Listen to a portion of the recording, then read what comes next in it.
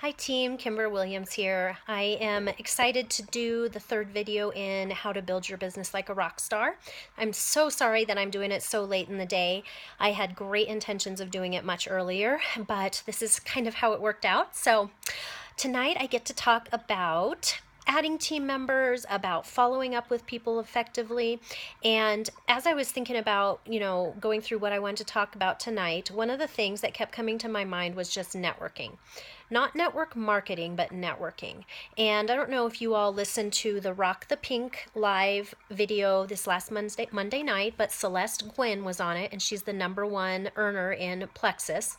And it was just an amazing video to me. If you haven't watched it, I encourage you to. There's some technical difficulties in the beginning, but it gets better and it's not as hard to watch because it kept cutting in and out at first. But I encourage you to watch that because she is a true networker. She is somebody that is intentional about what she does. She's intentional about her relationships. She is somebody who doesn't just go to people because they are people she knows or is comfortable with. She knows the true meaning of networking is stepping out of your comfort zone and widening your relationships, your friendships, being a link for things. And so thinking about networking, to me, networking is about, a lot of times it can be about stepping out of your comfort zone. For me, I'm a very task-oriented, results-oriented person. And so growing up, say we went to a party, even if we were just out in public, if we were at an event, I didn't like to stand around and chit chat with people. I'm like, I'm going to go do what I need to do for the party. I don't want to chit chat. I don't want to talk to people I don't want to talk to. That's it. And so I was very task oriented. Well, my mom is very relational, very relationship oriented. And so she was always trying to teach me, people are important. It's important how you make them feel. It's very important that you ask them questions, that you make them feel. And so she started to instill in me early that just because I'm task and results oriented, that's great and I can get things done, but that I have to focus on the relationship. And so after years of her teaching me that, I am now, I would say probably just in the past, couple years with Plexus, all of that is coming full circle because when I'm following up with somebody, when I'm talking to somebody about becoming an ambassador, that is really truly, you are networking with somebody. And to me, networking means that you are engaging them. And that's one of my new words just in my head, is that I want to engage people. And so whether I am talking to somebody on Facebook, talking to them in person, I want to be engaging. And to me, that means asking questions, pulling them in. How do I let them know that I'm interested in them and make them feel engaged with me, make them feel that there's a connection between us? Because when people feel that, when they feel a connection, when they know that you really care, that can make all the difference in the world. And there is a person that I probably when I first started Plexus, that I thought, you know what, she is going to be in Plexus one day and she's going to be awesome at it. But I knew that she wasn't in a place where she was ready for that. And so I intentionally, not just to get her in Plexus, but I intentionally reached out to her, intentionally engaged her and drew her in and showed her how much I cared about her. And then by the time that we started talking about Plexus, and I would start planting little seeds here and there, and she would say, you know what? I mean, you have been amazing. You have drawn me in. You have never pressured me about Plexus. You have always created a relationship, and I have always felt like you cared about me. And so when you really engage with people and you really get to know their hearts, where they are in life, you can really get a feel for where they are, and you can know, if do they need a little nudge? Do they need time? And so when you really engage people, that makes a lot of difference. So for me, with following up with people, okay, when I first started Plexus, it was hard for me. Just like all of us will say, I don't want to bug them. How do I know when it's too soon to message them? And so, a lot of you have probably heard me say over and over is that be honest. So if it's somebody that you're worried they're going to think that you're bugging them, is telling them that, is saying, hi Amy, it's Kimber, and you know what, you are on my mind so much and I do not want to bug you. I know that we had talked about Plexus a little while, but you just keep coming to my mind. And, I know that with the situation you guys are in financially, that even looking at joining is difficult, but you are on my heart so much. Plexus may not be for you now, but I just would kick myself if I didn't reach out to you again. And so, talking to people and showing them you care, telling them why you thought of them.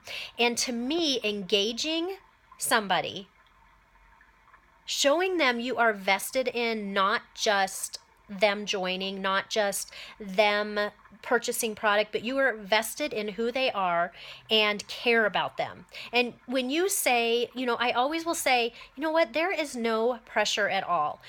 Could I share more information with you? Or I know we talked about it before. Could you share with me what you're thinking? And when you ask questions instead of stating things, it really changes the entire conversation into an engaging dialogue. And that's one of the things that I try to do with people. So let's say somebody asks me for information, and so I send them information on Plexus, and a lot of times I'll send information and I never hear back from them, and you're like, what in the world? They were super excited, and there can be a lot of reasons for that. I find that a lot of times people will not respond if they find that financially they can't afford it because they're embarrassed. There can be a life situation. And so instead of taking it personally, is knowing, you know what, there's a reason this person reached out to me, and there's a reason they didn't respond. And so when that person starts coming on my heart again, or I'm looking through my list on Messenger, I will go through once a week and look at everybody I had messaged, contacted, and say, okay, I haven't contacted this person in a week. I haven't contacted this person in a month. And I will message them, and I will try to engage them. And so, hey, Lisa, I know you had inquired about Plexus a little bit, and I was so excited to share that with you, and I just wanted to check in and see how you're doing. How are you and your husband and kids doing? And tell me a little bit about you. And so really start to engage people. And I just want to encourage you, you don't want to be so fluffy that then right in the middle it's like you throw something in about Plexus, but engaging them, asking them questions, in the middle saying, you know what, I know you had asked me about Plexus, and seasons change. Things change in life. I know that they're always constantly changing for us. And can I ask, where are you at now in your life? Are you at a place where, and this is something else that I really wanted to point out with following up with people, and even with a current customer, if somebody's on the products, this is something you want to do with them as well. Instead of saying, how are you doing? Do you like the products? Do you have any questions? Engage them. Okay, so I'm talking to this person saying, I know that you contacted me, saying you're a mom, you're so tired, you're stressed, seasons change. Tell me where you are now. Are you still feeling as stressed? Are finances still as tight? I know that for me, Plexus has helped so much with my stress level, with my energy level, with, naming those things and then saying, are you ready to feel some more energy? Are you ready to start feeling better? And so engage them and talk to them about those things instead of just saying, are you ready to purchase? Are you ready to go to my site? Find things through those conversations that you can ask them. Are you ready for some extra money? Are you ready to feel better? And so that's also what you want to do with your customers, is instead of messaging and saying, how you doing? What do you think? Do you like them? Is saying, I know you started the products to get more energy, hopefully lose some inches and pounds. Tell me how you're feeling. Do you wake up feeling energetic? Or do you feel like your blood sugar levels are balancing out? Tell me what's going on with you. So building relationships is key in this business. And my heart is, I want people to know I care. I want people to know I am invested in them, and I want what's best for them. And so as far as following up, I hope that helps a little bit. Now, when it comes to people and them becoming ambassadors and adding them to your team, one of the things I have started doing, I did not do this in the beginning. I was just on a rampage to add everybody I talked to my team. And so I encouraged everyone to do that. But what I've learned is that I qualify people for my team. And so if somebody is looking at joining, I will say, okay, first of all, I ask them what they're, looking at the products for, what products are you looking at ordering, and talking to them and saying, okay, first of all, I don't suggest joining if you're not going to be ordering over 100 a month. And, our preferred customer status is awesome. After 3 months, you get 10% off. And so starting to qualify people to come on your team. And I get a lot of questions about how do you get a preferred customer to join your team? And what I do is, once again, I am honest, and I also release them in the same statement. And so what I do is I would message somebody and say, hey there, I know you've been on the products for a while and you really love them.